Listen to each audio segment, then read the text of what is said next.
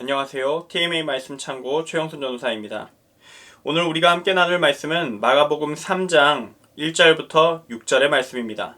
먼저 말씀을 읽겠습니다. 예수께서 다시 회당에 들어가시니 한쪽 손 마른 사람이 거기 있는지라. 사람들이 예수를 고발하려 하여 안식일에 그 사람을 고치시는가 주시하고 있거늘 예수께서 손 마른 사람에게 이르시되 한가운데에 일어서라 하시고 그들에게 이르시되 안식일에 선을 행하는 것과 악을 행하는 것, 생명을 구하는 것과 죽이는 것 어느 것이 옳으냐 하시니 그들이 잠잠하거늘 그들의 마음이 완악함을 탄식하사 노하심으로 그들을 둘러보시고 그 사람에게 이르시되 내 손을 내밀라 하시니 내밀매 그 손이 회복되었더라. 바리새인들이 나가서 곧 헤롯 당과 함께 어떻게 하여 예수를 죽일까 의논하니라. 아멘. 오늘 말씀의 제목은 내게 말씀이 위인가 아니면 내가 위인가입니다. 내게 말씀이 위인가 내가 위인가. 오늘 말씀 가운데에서 하나님께서 우리에게 던지실 만한 질문을 제목으로 세워보았습니다. 우리가 믿음을 가지고 신앙생활을 하며 살아가고 있다면, 어느 정도 충실하게 그리스도인으로 살았다면, 성경을 나름 열심히 읽고 예배생활을 충실히 해왔다면, 우리는 전부는 아니지만 어느 정도 성경에서 말하고 있는 하나님의 진리, 그 진리의 큰 맥을 인지하고 살아가게 됩니다. 우리는 성경이 말하는 하나님의 뜻에 대해서 이미 어느 정도 그래서 알고 있습니다. 그리고 신앙이 일정 정도 수준 이상 궤도에 올라가신 분들, 교회에서 공동체 리더로서, 봉사자로서 다양한 자리에서 활동하고 계신 분들은 하나님의 말씀을 항상 묵상하며 살아야 하나님의 뜻을 내가 알 수 있다는 것을 압니다. 그리고 하나님의 뜻을 내 가치관보다 우선해야 한다는 사실도 압니다. 그리고 더 나아가서는 내 가치관과 하나님의 가치관이 구별된 상태에서 하나님의 뜻을 우선하는 단계, 이것도 상당히 좋은 단계이지만 이것마저도 결국은 넘어서야 한다는 사실을 알고 있습니다. 그 다음 단계는 무엇인가? 내가 하나님 안에 거하고 하나님이 내 안에 거하는 단계, 하나님의 뜻이 곧 자연스러운 나의 뜻이 되는 그러한 단계인 것이죠. 그리고 하나님께서 이러한 위치에까지 우리가 올라가기를, 하나님과 하나된 의지를 품고 항상 살아가는 단계에까지 올라가는 것을 원하셨다는 것을, 그리고 예수님이 그렇게 사셨다는 것, 그리고 우리에게 그 길을 쫓아올 것을 요청하셨다는 것, 그것이 믿음이라는 것 역시 이론적으로는 알고 있습니다. 그리고 또 이것도 압니다. 우리가 그 길을 선택하면서 최선을 다해 따라가고 발전해 나아갈 때 하나님께서 그러한 삶을 선택한 우리를 지키시고 구원하신다는 사실도 함께 말이죠. 평상시에 성경을 읽고 기도를 하고 믿음을 쌓아갔다면 우리는 이런 사실들을 알 수밖에 없습니다. 왜냐하면 이것이 말씀을 통해 깨닫게 되는 성경이 우리에게 전해주는 보편적인 아주 일반적인 수준의 진리이기 때문이죠. 그런데 이걸 우리가 알더라도, 지식으로 알더라도 우리가 그 길을 외면하지 않고, 그리고 저거 참 좋은 길인데 가기는 어렵고 힘든 길이다 하면서 물끄러미 바라보고만 있지 않고 정말로 그 십자가의 길을 걸어가고 있느냐, 이건 조금 다른 문제가 됩니다. 정말로 지금 나는 하나님의 말씀이 내 뜻보다 우선하며 우선하는 것을 넘어서 말씀이 내 뜻이 되는 그런 상태입니까? 요한복음 15장 7절 말씀을 이루었냐는 얘기입니다. 너희가 내 안에 거하고 내 말이 너희 안에 거하면 무엇이든지 원하는 대로 구하라. 그리하면 이루리라. 전제가 붙어있죠? 무엇이든지 원하는 대로 구했을 때 이루어지는 건 하나님 안에 우리가 거하고 있고 하나님의 말씀이 우리 안에 거하고 있을 때, 그때 그 상태로 우리가 구하는 것은 무엇이겠습니까? 하나님의 뜻이죠. 그럼 하나님의 뜻이 안 이루어지겠습니까? 이루어진다는 겁니다. 이 예수님의 말씀 우리가 이루고 있냐는 겁니다. 우리는 보통 원하는 대로 이루어지기만 바라죠. 앞에 조건은 삭제하고 싶을 겁니다. 그리고 오늘 말씀은 이와 같이 지금 마치 사실 우리보다 더 나으신 분들인데, 어찌 보면요, 정말 말씀 잘 알고 있는 사람들임에도 불구하고 하나님의 말씀을 우선하지 못했고 말씀을 심지어 악용하는 단계까지 이르렀던 사람들에 대해서 소개하고 있습니다. 이들의 모습을 함께 보시면서 이들을 깨우치시려 노력하시는 또 예수님을 또 보시면서 우리가 오늘 말씀 가운데 깨달을 수 있게 원합니다. 무엇이 진짜 옳은 선택인가를. 우리는 이 바리새인들과는 조금 다른 선택을 할 수 있었으면 좋겠습니다. 오늘 말씀 내용을 이제 설명드리겠습니다. 예수님께서 회당에 들어가고 계십니다. 회당, 간단하게 회당이 무엇인가, 어떤 곳인가 설명이 좀 필요하기도 할 것 같은데요.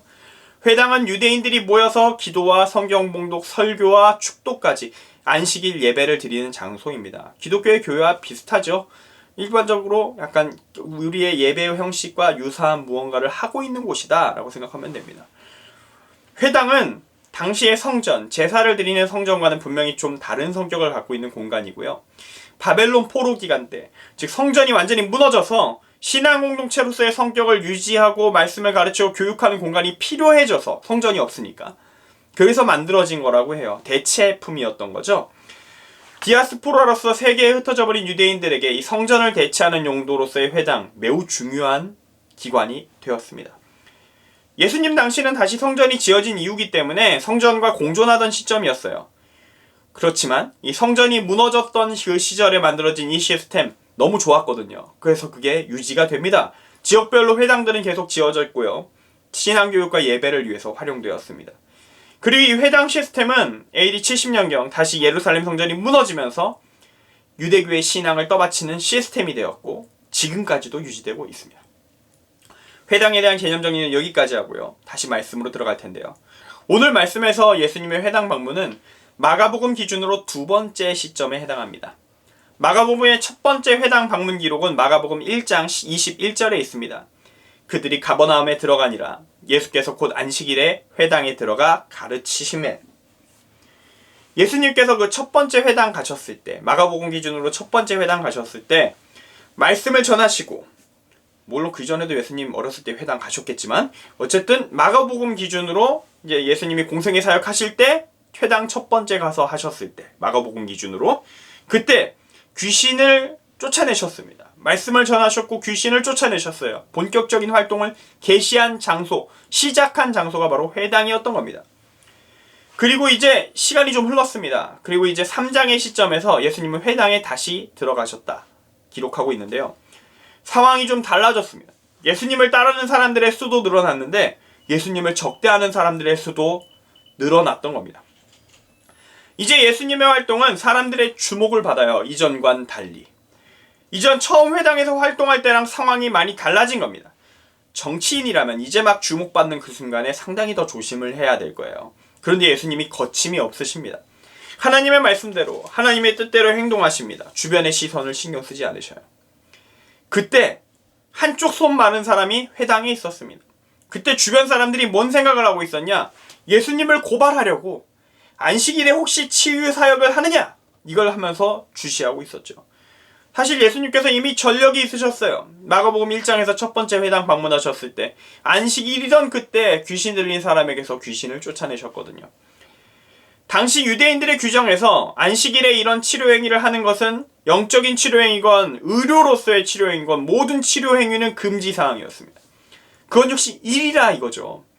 마가복음 1장 시점에서 회당에서 벌인 예수님의 축귀, 귀신을 쫓아낸 일은 예수님이 아직 유명하지 않으셨고 귀신이 쫓겨나는 상황이 너무 충격적이다 보니까 바리새인, 서기관과 같은 당시 유대 종교 지도자 그룹이 당황해서 그냥 넘어갔습니다. 근데 이제 두 번째예요. 그들은 이제 예전과 달리 주시하고 있습니다. 그리고 자신들의 성경 해석, 안식일에 대한 이해를 침범한 예수에게 고발을 할, 징계를 가할 방법을 찾고 있었어요. 예수님께서 이 상황을 모르셨는가? 아셨습니다. 그래서 손 마른 사람에게 이렇게 말씀하십니다. 한가운데로 일어서라. 모든 사람들이 그를 보게 하시죠. 그리고 말씀하시고는 이어서 자기를 주시하는 이들에게 이렇게 말씀하십니다. 안식일에 선을 행하는 것과 악을 행하는 것, 생명을 구하는 것과 죽이는 것, 어느 것이 옳으냐. 그러니 그들이 잠잠하였다고 성경은 기록하고 있습니다. 여기서 우리는 한 번 더 이 구약의 안식일에 대한 이해를 좀 더 갖출 필요가 있는데요. 안식일은 어떤 날일까요? 분명 휴식의 날은 맞습니다. 출애굽기 31장 14에서 15절은 이렇게 말합니다. 너희는 안식일을 지킬지니 이는 너희에게 거룩한 날이 됨이니라. 그날을 더럽히는 자는 모두 죽일지며 그날에 일하는 자는 모두 그 백성 중에서 그 백명이 끊어지리라. 엿새 동안은 일할 것이나 일곱째 날은 큰 안식일이니 여호와께 거룩한 것이라. 안식일에 일하는 자는 누구든지 반드시 죽일지니라. 이처럼 안식일에는 일을 하면 안 됩니다.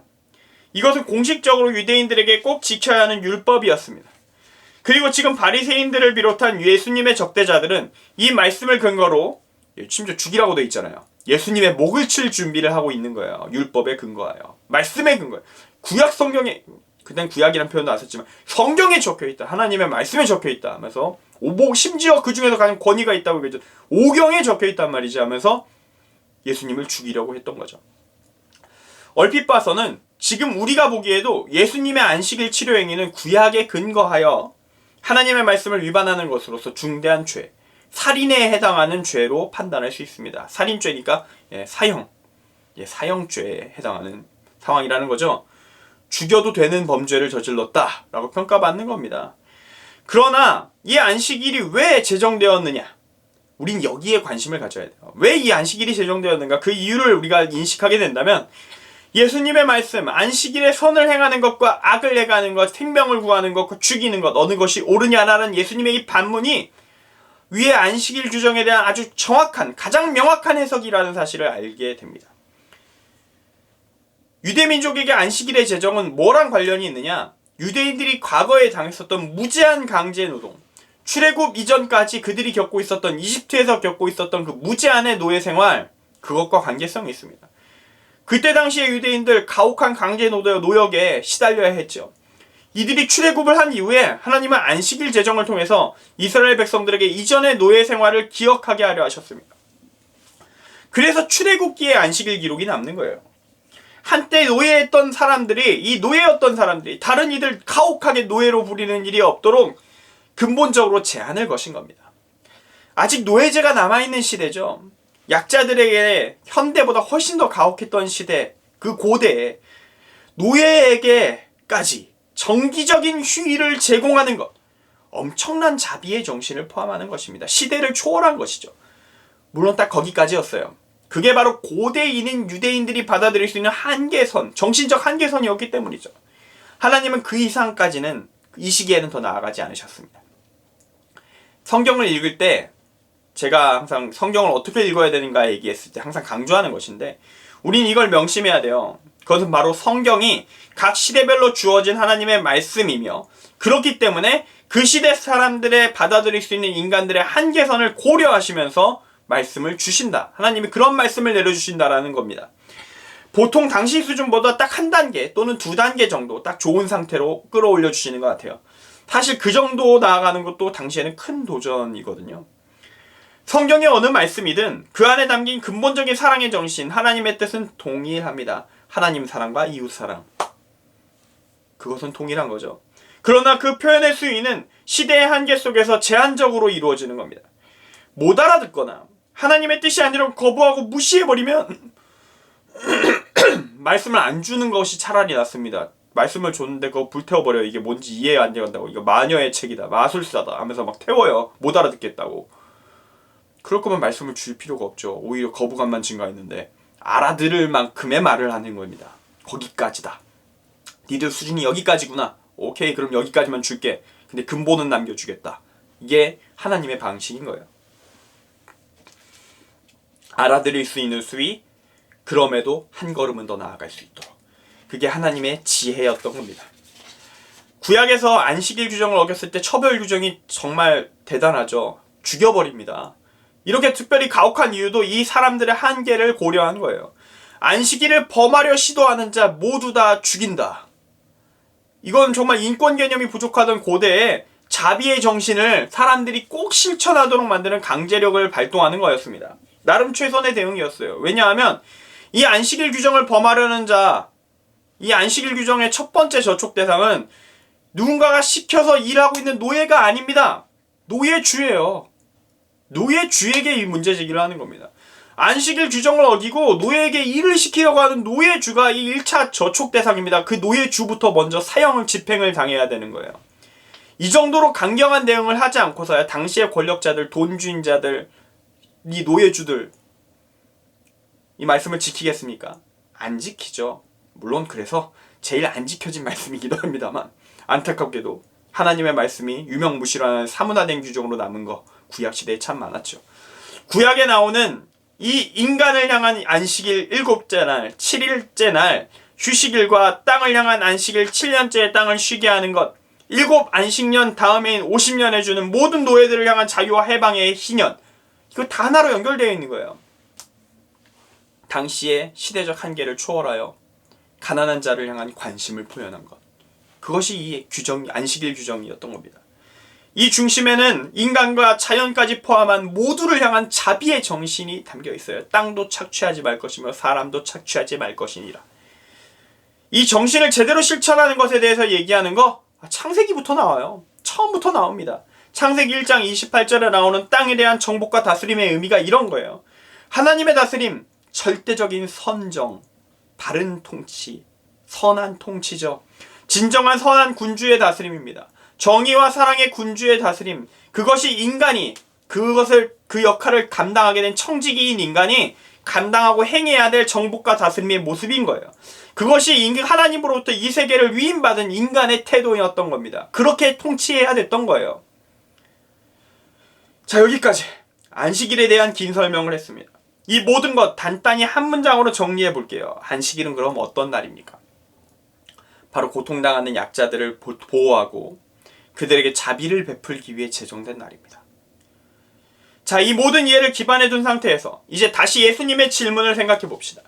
안식일에 선을 행하는 것과 악을 행하는 것, 생명을 구하는 것과 죽이는 것, 어느 것이 옳으냐?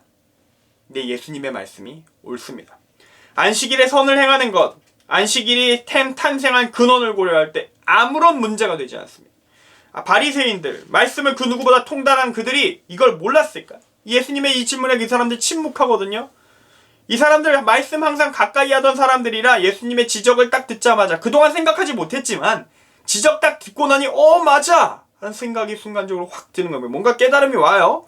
자신들의 안식일 해석, 안식일에 일하는 자 그냥 무작정 죽여라는 그 단순무식한 그 단순화된 문자적 해석이 얼마나 큰 문제가 있는 해석이었는가, 잘못된 해석이었는가를 머리가 있다면 느낍니다. 그리고 이제 그러니까 나 이제 선을 행한다 라고 하시는 예수님의 논리를 깰 반대 논리를 제시 못했어요. 그 머리 좋은 사람들이 입을 꾹 다물고 있습니다. 그렇게 이성이 굴복했어요. 내가 그동안 잘못했어. 근데 그들의 마음이 굴복하지 않았다는 게 문제입니다. 그들은 새롭게 예수님을 통해 알게 된 말씀의 진짜 의미가 자기들이 그동안 고수하고 맨날 가르쳐왔고 내가 그것 때문에 권위를 세웠는데 그 내 현재 종교적 권위가 내가 그동안 말한 말들에 근거해 있는데 그 말한 말들을 다 내가 그동안 헛소리 했어요 라고 얘기해야 되잖아요. 이걸 받아들이는 순간 그러면 내가 당신을 랍비로 따를 이유가 있어? 거짓말하고 헛소리하던 사람을, 성경 제대로 읽지도 못하는 사람을 내가 왜 너를 스승으로 모시니? 권위가 확 깎여 나갈 거 아니에요. 지금으로 치면 교수직 면직이에요. 박탈이라고요. 다른 데 가서 교수도 못해요. 그런 상황을 겪을 자들, 자신의 권위를 지키기 위해서라도 깨달은 걸 숨기는 겁니다. 그리고 그 이상한 그 깨달음의 가르침을 준 자를 죽이려고 덤벼드는 거죠. 왜냐? 그래야 내가 사니까. 그들은 자기 맘에 들지 않는, 맞는 말이라 할지라도 맞는 말이라서 입을 다물긴 했는데 기분은 더러워요.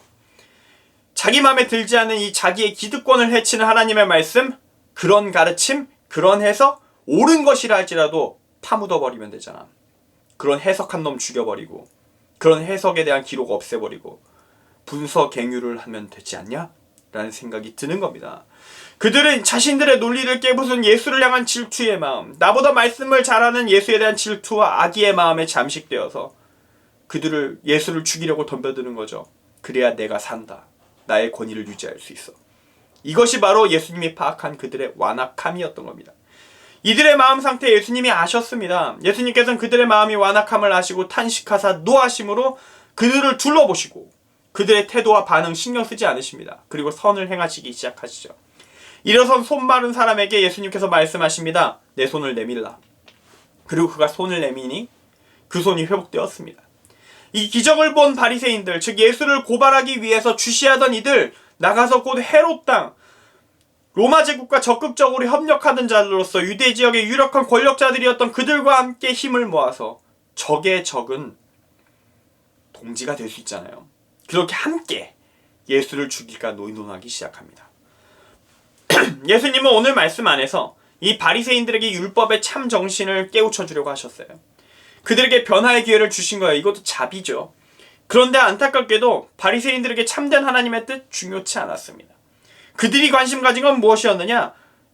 자존심이에요. 지금 대중 앞에서 쪽팔림을 당했단 말입니다. 얼마나 짜증이 나요. 쪽팔림의 근원을 제시한 자를 죽여야 이 문제가 해소되겠죠. 말씀의 최고 권위자라고 자랑하던, 항상 당당하게 앞에 서서 내가 말하면 다 모두 껍벅 죽었어 이렇게 생각하던 그 사람들이 지금 대중 앞에서, 예수 앞에서 한마디도 못했다고요. 대중들 다 보는 앞에서 반문을 못했단 말입니다. 반론을 제기하지 못했다고요. 자존심에 어마어마한 스크래치가 나는 겁니다. 정체성이 부서지는 것 같아요. 그들에게 있어서 자신들의 권위를 위협하는 것, 설사 그게 하나님의 뜻이 맞다 하더라도 그것은 매장돼야 될 의견인 겁니다. 자신들의 의득에 방해가 되는 하나님의 말씀에 대한 해석, 하나님의 말씀의 뜻, 진짜라 하더라도 그건 하나님의 뜻이 아니에요. 이들에게는 그거 하나님의 뜻 아니에요. 그것은 그들에게 악마의 뜻입니다. 이러한 이들의 생각이 명확하게 드러나요. 이들 3장에서 이어지는 내용을 보면 예수님의 말씀이, 하나님의 말씀이 정확한 해석임을 알았던, 예수님 앞에서 이 말 한마디 그래서 하지 못했던 이 사람들이 뭔 생각을 하느냐? 예수의 능력의 근원이 뭐냐? 바알세불이다. 사탄에게 있다. 라는 대소문을 퍼뜨리기 시작합니다.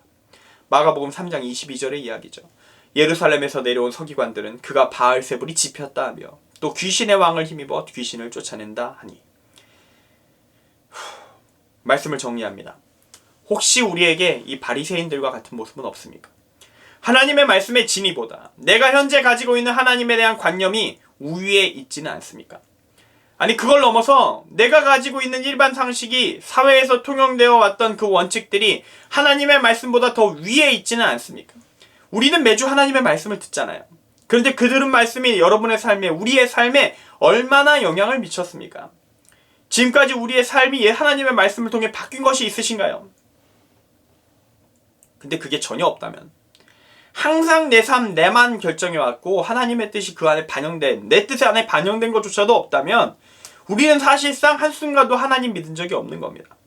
누군가를 믿고 따른다고 하면서 그 가르침에 대해서 아무 관계성도 없이 살아간다면, 오히려 그 누군가가 말한, 그 믿는다고 말했던 그 믿음의 대상이 말하는 원칙과 반대로 행동하고 있다면 그의 믿음은 가짜죠. 연기를 하고 있는 겁니다. 위선입니다. 예수님의 말씀 가운데 이런 말씀이 있어요. 구원을 받기 원했던 부자 청년에 대한 이야기입니다. 마태복음 19장에 나오는데요. 그는 예수님 앞에서 모든 율법을 다 지켰다고 자신 있게 외쳤어요. 그런데 예수님이 그에게 부족한 것이 있다 라고 말씀하십니다. 예수께서 이르시되 내가 온전하고자 할진대 가서 내 소유를 팔아 가난한 자들에게 주라. 그리하면 하늘에서 보화가 내게 있으리라. 그리고 와서 나를 따르라 하시니. 이 예수님의 말씀의 근거, 구약 신명기 15장 말씀에 있습니다. 거기서 하나님의 말씀은 세 차례에 걸쳐서 반드시라는 말을 넣어서 이렇게 이야기하고 있어요. 내 성읍에 가난한 자, 생계가 곤란한 자가 있다면 반드시 내 손을 펴서 그들을 구하라. 율법을 정말로 다 지켰다고 자신한다면 그 부자 청년이 있는 성읍에 가난으로 인해 고통당하는 자들 한 명도 없어야 돼요. 이 부자 청년이 최선을 다해 구유를 하고 있다면 극심한 가난에 시달리는 자 없어야 합니다. 근데 실제로는 그렇지 못했던 거예요.